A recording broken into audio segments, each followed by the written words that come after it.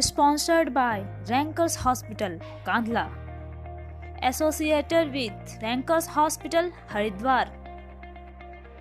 Presented by Rankers News. प्रधानमंत्री नरेंद्र मोदी ने शुक्रवार को वार्षिक परीक्षा पर चर्चा कार्यक्रम के दौरान स्टूडेंट से बात की और उनके सवालों के जवाब दिए।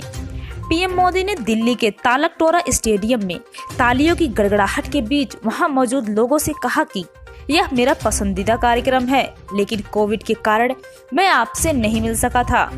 इससे मुझे काफी खुशी मिल रही है क्योंकि मैं लंबे समय के बाद आपसे मिल रहा हूं।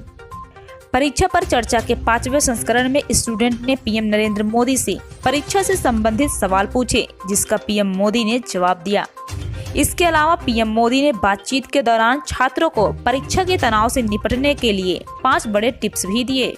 भारत की राजधानी ऐतिहासिक नगरी दिल्ली के विवेकानंद स्कूल की कक्षा 12वीं की छात्रा खुशी जैन आपसे प्रश्न पूछना चाहती हैं। ये अच्छी बात है, खुशी से शुरू हो रहा है।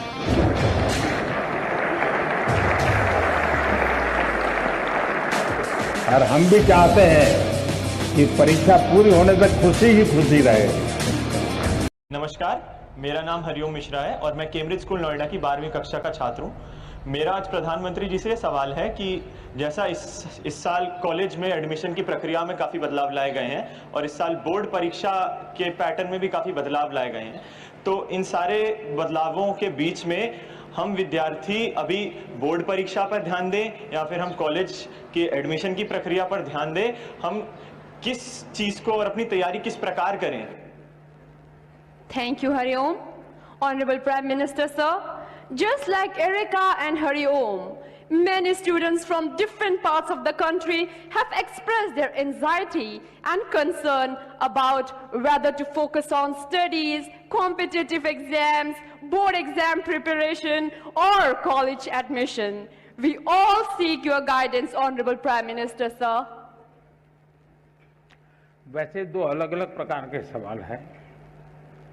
एक विषय है कंपटीशन का और दूसरा विषय है कि ये एग्जाम दूं या वो एग्जाम दूं, और एक ही समय 2 एग्जाम है तो क्या करूं।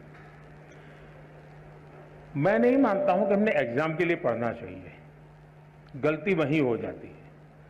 मैं इस एग्जाम के लिए पढ़ूंगा, फिर मैं इस एग्जाम के लिए पढ़ूंगा, इसका मतलब हुआ कि आप पढ़ नहीं रहे हैं, आप उन जड़ी बूटियों को खोज रहे हैं जो आपका काम आसान कर दें। और शायद इसी के कारण हमारे लिए अलग अलग एग्जाम अलग लगते हैं, कठिन लगते हैं। हकीकत ये है कि जो भी हम पढ़ रहे हैं उसको पूर्ण रूप से हम पूरी तरह उसको आत्मसात करेंगे, फिर वो बोर्ड का एग्जाम है या एंट्रेंस एग्जाम है या जॉब के लिए कोई इंटरव्यू या एग्जाम है, कहीं पर भी हो सकता है एग्जाम। अगर आपने अपनी शिक्षा का पूर्ण रूप से एक साक्षात्कार किया है, आत्मसात की है, तो आपको एग्जाम का रूप क्या है वो रुकावट नहीं बनता है। और इसलिए अपने आप को एग्जाम के लिए तैयार करने के दिमाग खपाने के बजाय अपने आप को योग्य शिक्षित व्यक्ति बनाने के लिए, विषय को मास्टर बनने के लिए हम मेहनत करें। फिर परिणाम जो मिलेगा सो मिलेगा। जहां पहली आएगी वो उसको पहले मुकाबला करेंगे, जब दूसरा आएगा दूसरे से मुकाबला करेंगे। लेकिन अगर एग्जाम को ही त्योहार बना दें तो फिर वो त्योहार में कई रंग भर जाते हैं। और इसलिए आज का हमारा कार्यक्रम हम हमारे एग्जाम्स में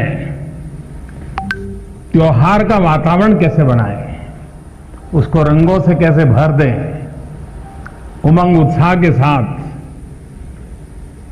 हम परीक्षा के लिए कैसे प्रस्थान करें, इन्हीं बातों को लेकर के हम चर्चा करेंगे।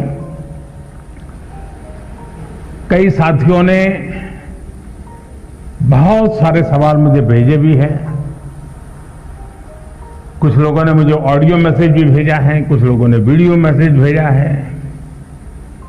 मीडिया के साथियों ने भी स्थान स्थान पर विद्यार्थियों से बातें करके कई सवाल निकाले हैं, लेकिन समय सीमा में जितना कर सकता हूं उतना जरूर करूंगा। लेकिन मैं इस बार एक नया साहस करने वाला हूं।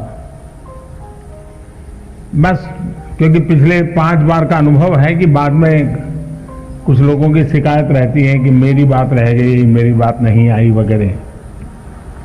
तो मैं एक काम करूंगा इस बार कि आज जितना हो सकता है समय की सीमा में हम बातें करेंगे, लेकिन बाद में आपके जो सवाल है उसको मैं अगर समय मिला तो वीडियो के माध्यम से,